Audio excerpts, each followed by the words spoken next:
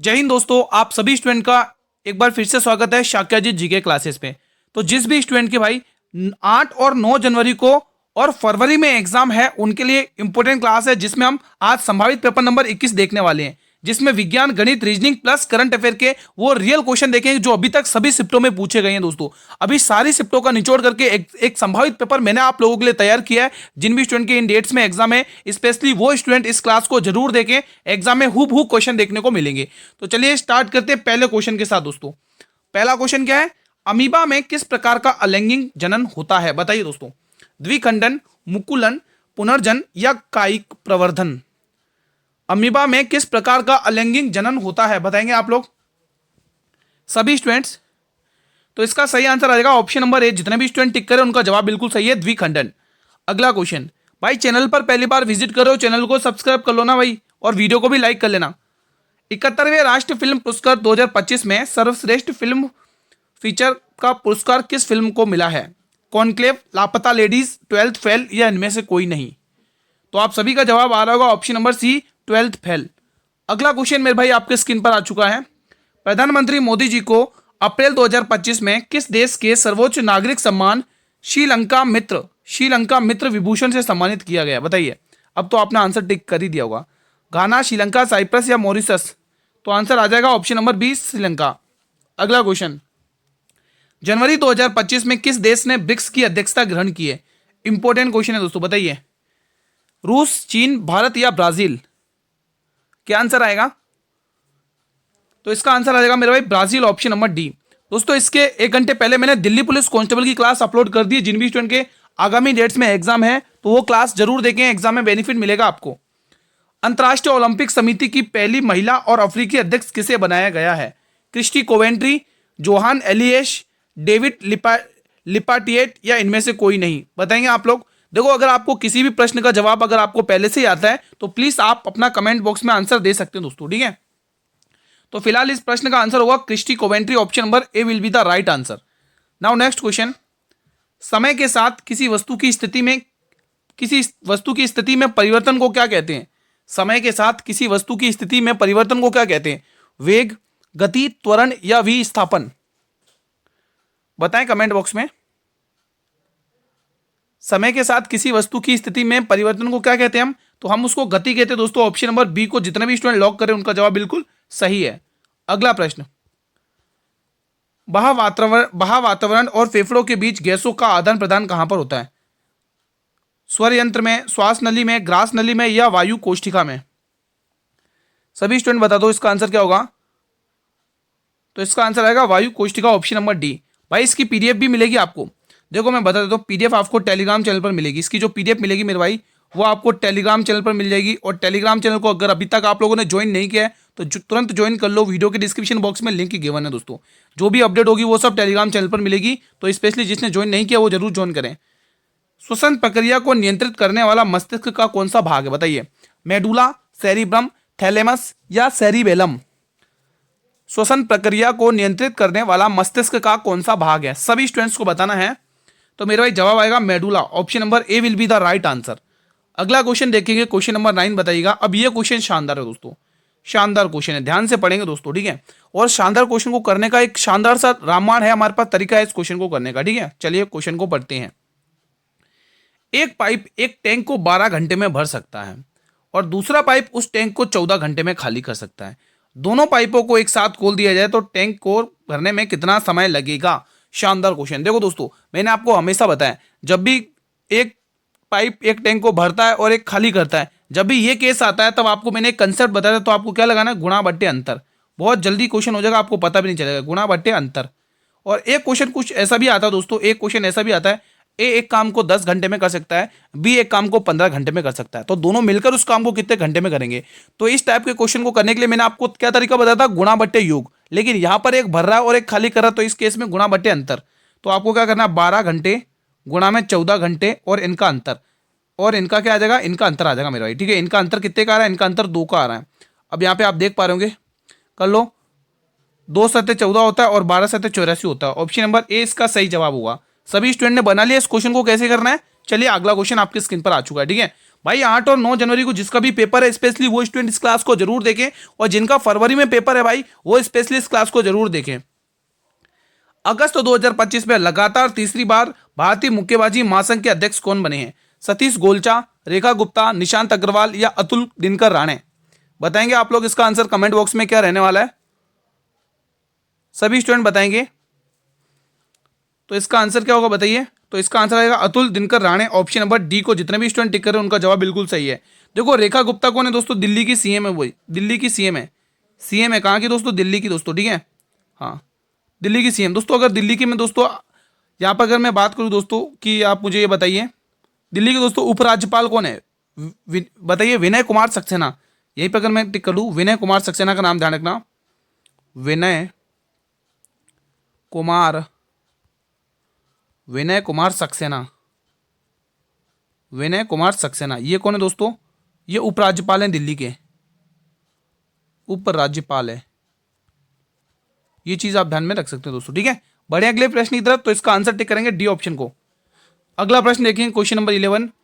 भारतीय वायुसेना मुख्यालय में नए एयर ऑफिसर इंचार्ज मैनेजमेंट का कार्यभार किसने संभाला है? बताएंगे दोस्तों क्या आंसर होगा इसका। मनोज सिन्हा, आर वेंकटरमणि, अजीत कुमार डोभाल या एयर मार्शल संजीव घोरटिया? बताइए। देखो दोस्तों ये अगर हम मनोज सिन्हा की बात करें तो ये जम्मू कश्मीर के उपराज्यपाल हैं, जम्मू और कश्मीर के उपराज्यपाल हैं। कौन है भाई? उपराज्यपाल। ये आपको ध्यान में रखना है, जम्मू और कश्मीर के ये उपराज्यपाल हैं, ठीक है। आर वेंकटरमणि ये दोस्तों भारत के मान्यवादी हैं, ये दोस्तों मान्यवादी हैं दोस्तों, मान्यवादी। और आर्टिकल कौन सा है दोस्तों इनसे संबंधित? मान्यवादी से संबंधित दोस्तों अनुच्छेद कौन सा ध्यान रखना आपको? सॉरी 76, ठीक है अनुच्छेद 76 है ना, हाँ ठीक है। और अजीत कुमार डोभाल साहब ये भारतीय राष्ट्रीय सुरक्षा सलाहकार हैं दोस्तों, ठीक है हाँ। तो फिलहाल इसका आंसर आएगा air marshal Sanjeev Ghortiya, option number D इसका सही जवाब है। चलिए फिलहाल ये प्रश्न बताइए क्वेश्चन 12। भूपर पट्टी में पाया जाने वाला दूसरा सर्वाधिक प्रचुर तत्व कौन सा है? आयरन, ऑक्सीजन, सिलिकॉन या एल्यूमिनियम? तो इसका आंसर आएगा ऑक्सीजन, ऑप्शन नंबर बी। अगला प्रश्न ये बताइएगा क्वेश्चन नंबर 13 बताइएगा आप लोग। क्वेश्चन 13 कह रहे हैं एरियोलर उत्तक किसका उदाहरण है? पेशी उत्तक का, तंत्रिका उत्तक का, उपकला उत्तक का या संयोजी उत्तक का? तो आंसर आप लोगों का आएगा संयोजी उत्तक का ये उदाहरण है। अगला प्रश्न देखेंगे मेरे भाई, ग्लोबल फायर पावर इंडेक्स 2025 के अनुसार भारत का स्थान क्या है दोस्तों? चौथा, पहला, दूसरा या तीसरा? तो इसके अकॉर्डिंग हमारे भारत का स्थान है दोस्तों चौथे नंबर का, ठीक है। वैश्विक नवाचार सूचकांक 2025 में भारत को कौन सा स्थान प्राप्त हुआ है? बताएंगे, शानदार क्वेश्चन है। 36वां, 38वां, 39वां या 40वां? तो भाई वैश्विक नवाचार सूचकांक 2025 में जो भारत को स्थान मिला है वो 38वां स्थान मिला है मेरे भाई। कौन सा? 38वां स्थान मिला है। दी गई श्रृंखला में प्रश्न चिन्ह के स्थान पर क्या आएगा? देखो रीजनिंग का क्वेश्चन है, ऐसे क्वेश्चन आ रहे हैं एग्जाम में हर शिफ्ट में। तो आप देखेंगे यहाँ पर +11 हो रहा है, क्या हो रहा है? +11। यहाँ पर भी दोस्तों 8 3 11 +11 हो रहा है। यहाँ पर भी देख सकते हैं कितना प्लस हो रहा है दोस्तों, 11 प्लस हो रहा है। तो अगला नंबर भी 11 प्लस होके ही आएगा। तो 11 प्लस कर दो, 70 आएगा। तो ये दो ऑप्शन तो ऐसे ही चले गए।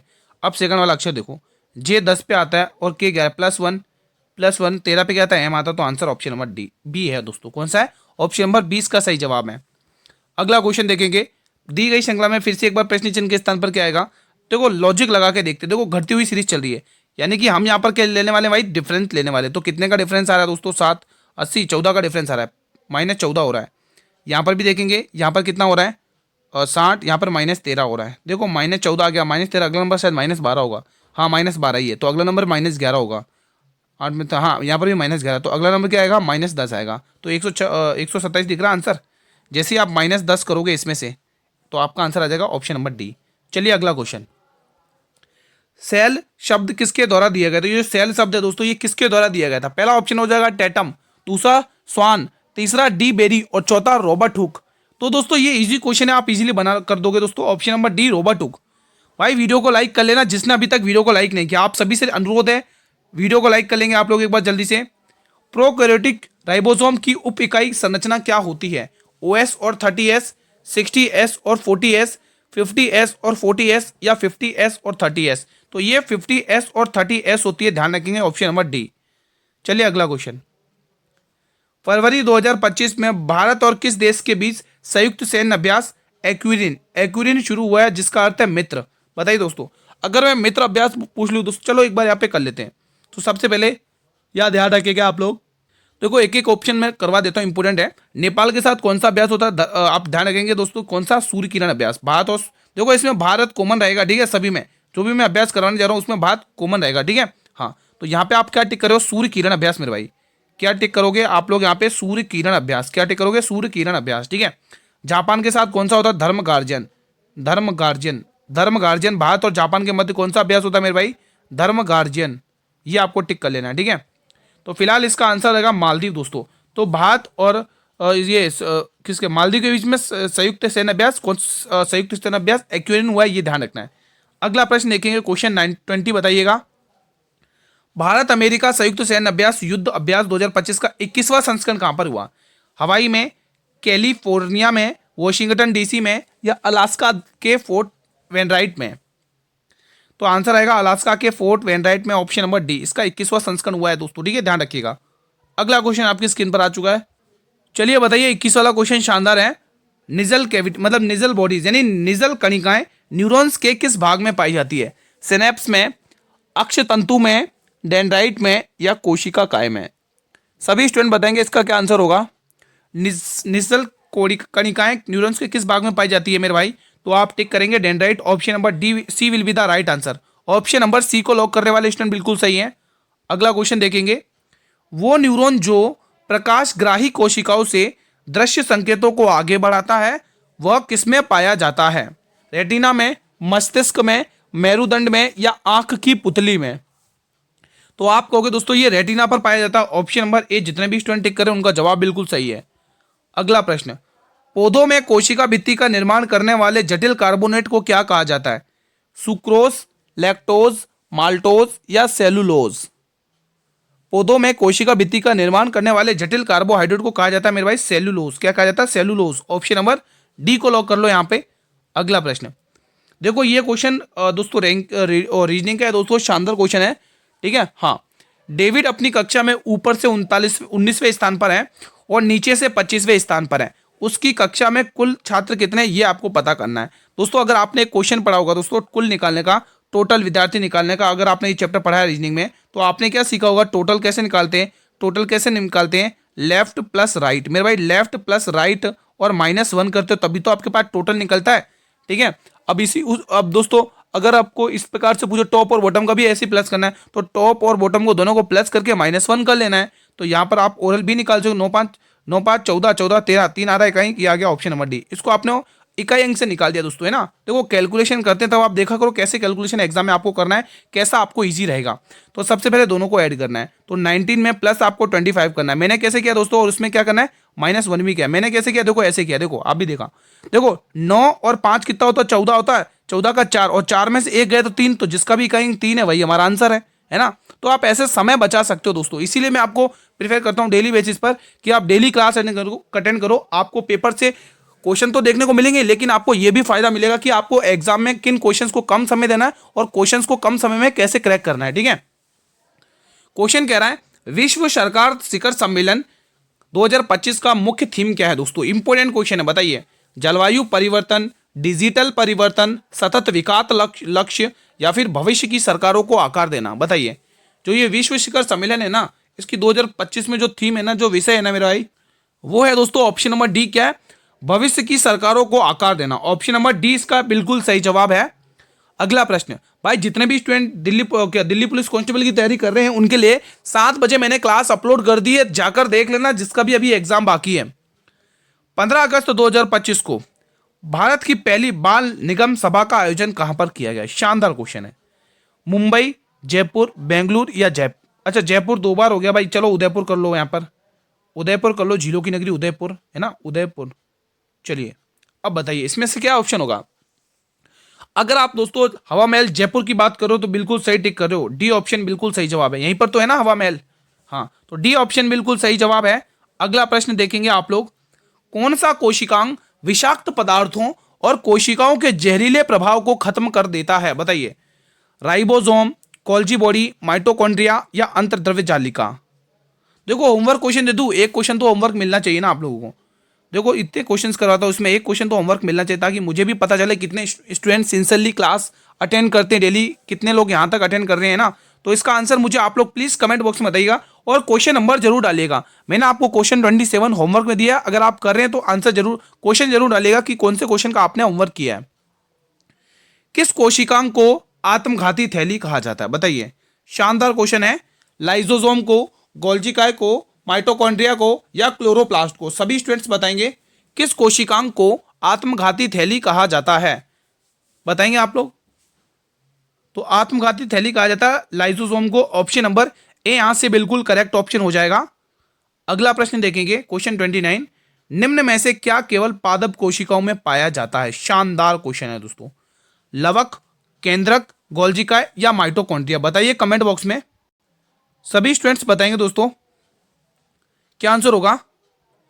बताइए दोस्तों क्या आंसर होने वाला है। निम्न में से क्या केवल पादप कोशिकाओं में पाया जाता है? तो वो है दोस्तों लवक। क्या टिक करोगे यहां से? लवक आएगा। Option number A will be the right answer, ठीक है। हाँ, अगला क्वेश्चन देखेंगे, क्वेश्चन नंबर 23। राष्ट्रपति द्रौपदी मुर्मू ने राष्ट्रपति शासन कहां पर लागू किया है? बिहार, असम, मेघालय या मणिपुर? अब ये क्वेश्चन अपने आप में बेहतरीन क्वेश्चन है, 2-3 क्वेश्चन यहां से कवर हो जाएंगे। सबसे पहला क्वेश्चन ये कि राष्ट्रपति शासन दोस्तों किस अनुच्छेद के तहत लगाया जाता है दोस्तों? तो अनुच्छेद ध्यान रखना मेरे भाई, अनुच्छेद 356, अनुच्छेद मेरे भाई 356, ठीक है। राष्ट्रपति शासन, अगर मान लो राष्ट्रपति को किसी भी मतलब किसी भी राज्य में अगर राष्ट्रपति शासन लागू करना है तो वहां के राज्यपाल से पूछना पड़ेगा, ठीक है। तो वहां पे लग जाएगा दोस्तों, ठीक है। अभी दोस्तों हाल में ये मणिपुर में हुआ है ऐसा काम। जो मणिपुर के जो सीएम थे ना, वीरेंद्र सिंह जी, उन्होंने इस्तीफा दिया, वहां के राज्यपाल से पूछ के दोस्तों यहाँ पे राष्ट्रपति शासन लगाया गया। तो ये चीज आपको ध्यान में रखनी पड़ेगी। अब दोस्तों मणिपुर की बात करो दोस्तों, मणिपुर के उपराज्यपाल कौन है भाई? उपराज्यपाल, उपराज्यपाल क्या, आप राज्यपाल देखो, राज्यपाल, सॉरी, मणिपुर के जो राज्यपाल है मेरे भाई कौन है भाई? राज्यपाल। तो मणिपुर के जो राजकुमार है भाई कौन है, बताइए अगर आपको पता है तो आप कहोगे गुरुजी यहाँ पर जो अजय कुमार भल्ला साहब है, कौन है? अजय कुमार भल्ला साहब, अजय कुमार भल्ला साहब, अजय कुमार भल्ला, अजय कुमार भल्ला साहब, ठीक है दोस्तों। अजय कुमार भल्ला साहब दोस्तों और भी स्टेट के राज्यपाल हैं, बताइए। अजय कुमार भल्ला साहब और भी स्टेट के राज्यपाल हैं। जी हाँ दोस्तों, मैं बात कर रहा हूँ नागालैंड। तो ध्यान रखना दोस्तों, मणिपुर और नागालैंड, इन दोनों स्टेट की काम कौन कर रहे हैं भाई, कौन राज्यपाल के रूप में काम कर रहे हैं? अजय कुमार भल्ला साहब, ध्यान रखना दोस्तों, ठीक है। चलिए अगला क्वेश्चन देखेंगे। ए और बी एक काम को 6 दिन में पूरा कर सकते हैं। यदि बी अकेले उस काम को 9 दिन में करता है तो ए अकेले उस काम को कितना भाग कितने दिन में पूरा कर लेगा? दोस्तों एक ऑप्शन यहाँ पे 3 कर लो, 36 कर लो, ठीक है। हाँ, बताएंगे आप लोग इसका आंसर क्या होगा। देखो ए प्लस डी, अगर बी दोनों मिल जाते हैं तो इस काम को 6 दिन में कर लेते हैं। अगर मान लो बी अकेले काम करता है तो इस काम को 9 दिन में कर लेता है। तो दोनों से कटने वाला नंबर क्या है दोस्तों? 18 आ जाएगा, ठीक है। तो यहाँ से ए और बी दोनों की क्षमता मिला के 3 आ रही है, और इस बी की अकेले की 2 आ रही है, ठीक है। तो अगर आप दोस्तों बी की क्षमता यहाँ पे 2 रख दोगे तो ए की क्षमता पता चल जाएगी, ए की क्षमता 1 आ चुकी है। अब उसने क्या कहा, ए अकेले उसी काम का 2 गुना, यानी 18 का 2 गुना कितना हो जाएगा? 36 हो जाएगा। इस काम को करने में कितने दिन लेगा? तो 1 दिन। तो यहाँ पे आंसर आ जाएगा ऑप्शन नंबर बी, 36, ठीक है। तो इजी था, आप लोगों ने बना लिया, कोई दिक्कत तो नहीं है। चलिए मेरे भाई अगला क्वेश्चन देखेंगे। बताइएगा ये क्वेश्चन भाई, लाइक वगैरह करते रहना। नाक के छिद्रों का प्राथमिक कार्य क्या है? वायु का प्रवेश करना, वायु का फिल्ट्रेशन करना, गंध का पता लगाना, या उपयुक्त सभी? तो बिल्कुल ये तो कॉमन सेंस की बात है, इसमें क्या करें भाई, उपयुक्त सभी टिक करना है। अगला क्वेश्चन देखेंगे, आप लोगों की स्क्रीन पर आ चुका है। रोहित और मोहित की उम्र के बीच का अंतर 10 है। अगर 15 साल पहले रोहित की उम्र मोहित की उम्र की दुगनी थी तो रोहित की वर्तमान उम्र ज्ञात करिए। देखो एक तरफ रोहित लिखना है और एक तरफ आपको मोहित लिखना है, ठीक है। आंसर आपको यहां से करना है। ये 15 साल पहले की बात करा है। 15 साल पहले रोहित की उम्र मोहित की उम्र की दुगनी थी। मान लो मोहित की उम्र दोस्तों ए है तो इसकी 2a हो जाएगी, ठीक है, 2a हो जाएगी, ठीक है। हाँ, या फिर आप इसको 1 और 2 भी लिख सकते हो दोस्तों। 1 और 2 बेस्ट रहेगा दोस्तों, 1 और 2 भी लिख सकते हो आप इसको, ठीक है मेरे भाई। अगर मोहित की उम्र 1 है तो इसकी 2 गुनी यानी 2 हो जाएगी, ठीक है। अब देखो हमेशा दोस्तों अंतर बराबर होता है, कुछ भी हो। तो ये 15 साल पहले की बात कर रहा है तो यहाँ पे अंतर कितने? 1 का। तो 1 का मान दे रखा 15, तो यहाँ पे आप 15 साल पहले की उम्र निकाल दोगे, इसकी 15 साल पहले उम्र आ चुकी है दोस्तों, ठीक है। आपसे क्या पूछा है? तो वर्तमान उम्र पूछा है दोस्तों, ये तो 30 साल है दोस्तों, ठीक है। ये 15 साल पहले की दोस्तों, ये 15 साल पहले रोहित की उम्र है, और ये 15 साल पहले 15 किसकी उम्र है? मोहित की उम्र है, ठीक है। अब आपको वर्तमान पूछा है तो वर्तमान में रोहित की उम्र क्या होगी? तो वर्तमान में रोहित की उम्र दोस्तों 30 मत टिक कर लेना, 15 प्लस करना पड़ेगा, क्योंकि ये तो 15 साल पहले की है ना। तो जैसे ही आप इसमें 15 प्लस करोगे तो आपके सामने ऑप्शन नंबर ए दिख रहा है, 45 वर्ष का हो जाएगा, ठीक है। इजी था, option number A will be the right answer. Mohit की उम्र आप मुझे निकाल के बताइए कमेंट बॉक्स में, ठीक है। अगला प्रश्न देखेंगे, फिलहाल ये वाला क्वेश्चन बताएंगे। भारत के 26वें मुख्य चुनाव आयुक्त के रूप में किसे नियुक्त किया गया है? के संजय मूर्ति, संजय मल्होत्रा, ज्ञानेश कुमार या वी नारायण? बताएंगे। देखो के संजय मूर्ति दोस्तों कैग, ये जो कैग है ना, भारत के विनिमय बोर्ड अध्यक्ष के कैग के अध्यक्ष है दोस्तों, जो आर्टिकल 148 में बताया था दोस्तों, ठीक है। तो संजय मल्होत्रा दोस्तों आरबीआई के गवर्नर है दोस्तों, 26वें आरबीआई के गवर्नर है। कौन है मेरे भाई? आरबीआई के गवर्नर है संजय मल्होत्रा, ये ध्यान रखोगे। तो ज्ञानेश कुमार मेरे भाई इस प्रश्न का बिल्कुल सही जवाब हो जाएगा। बढ़े अगले प्रश्न की तरफ। अगला क्वेश्चन देखेंगे आप लोग। चलिए मेरे भाई ये वाला क्वेश्चन बताएंगे। हाल में ही दिल्ली के मुख्यमंत्री कौन बने हैं दोस्तों? बताइए बताइए दोस्तों। देखो अभी मैंने पढ़ाया था, अगर आपने पढ़ा हो ध्यान से, भजन लाल शर्मा दोस्तों, ये राजस्थान के मुख्यमंत्री है। राजस्थान, ये कहाँ के? राजस्थान के हैं दोस्तों, ठीक है। हाँ, मोहन चरण मांझी कहाँ के? मुझे कमेंट करके बताइए। ये हरियाणा के राज्यपाल है, हरियाणा, नायब सिंह से नहीं, हरियाणा। चलिए ये आपके लिए होमवर्क क्वेश्चन है कि मोहन चरण मांझी किस राज्य के मुख्यमंत्री हैं। फिलहाल मैं दिल्ली का पूछा ना, तो रेखा गुप्ता आपको टिक करना है दोस्तों, ठीक है। अभी मैंने उपराज्यपाल के बारे में बताया था दोस्तों, विनोद कुमार सक्सेना दोस्तों, है ना, ध्यान रखना। चलिए अगला क्वेश्चन। दी गई श्रृंखला में प्रश्न चिन्ह के स्थान पर क्या आएगा? देखो ये भी दोस्तों आप लोग देखेंगे दोस्तों, श्रृंखला सीरीज से क्वेश्चन है, इजी है, निकाल दोगे आप लोग अगर ध्यान से देखोगे दोस्तों। देखो इन सबके इकाई देखो, यहाँ पर अलग है, यहाँ पर भी अलग है, यहाँ पर भी अलग है, यहाँ पर भी अलग है। तो दिमाग से गेम खेलना है। तो एक बार हम यहाँ पर देखते हैं, वी और 11 मतलब वी आता है दोस्तों कितने पे?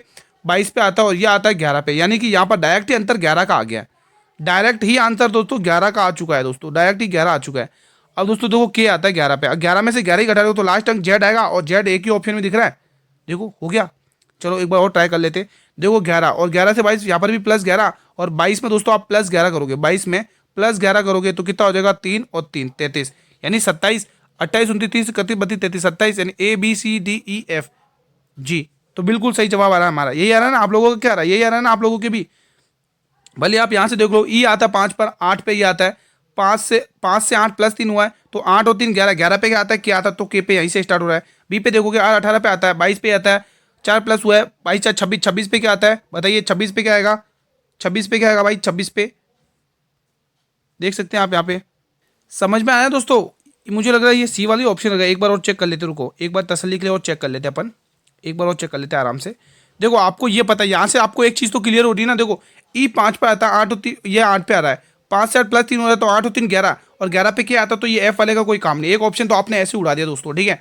अब आप यहाँ पर ये देखोगे दोस्तों, एक चीज़ और देखोगे, ठीक है। यहाँ तक तो आपको पता चल ही गया। अगर आप आगे और देखोगे दोस्तों, देखो यहाँ पर आ रहा है 18, 18 से आप, ये तो दूसरा है ना यार, एक मिनट, ये नहीं होगा, ये वाला। देखो 11 और 11 से 22 हो गया, 11 से 22 हो गया, यानी +22 हो गया। तो अगला नंबर में भी +22 करोगे, 22 में 11 तो 33 होगा, यानी 26 में माइनस करो 7, और 7 पे क्या आता है? जी आता है। तो ये लास्ट दूसरे नंबर पे सेकंड लास्ट दोस्तों जी आएगा। सेकंड लास्ट क्या आएगा? जी आएगा। तो इन दोनों में दे रखा जी, तो ये ऑप्शन भी गया, ठीक है। सेकंड लास्ट में जी आएगा। अब अगर एफ से देखो 18 और 4 क्या होता है? 22 होता है।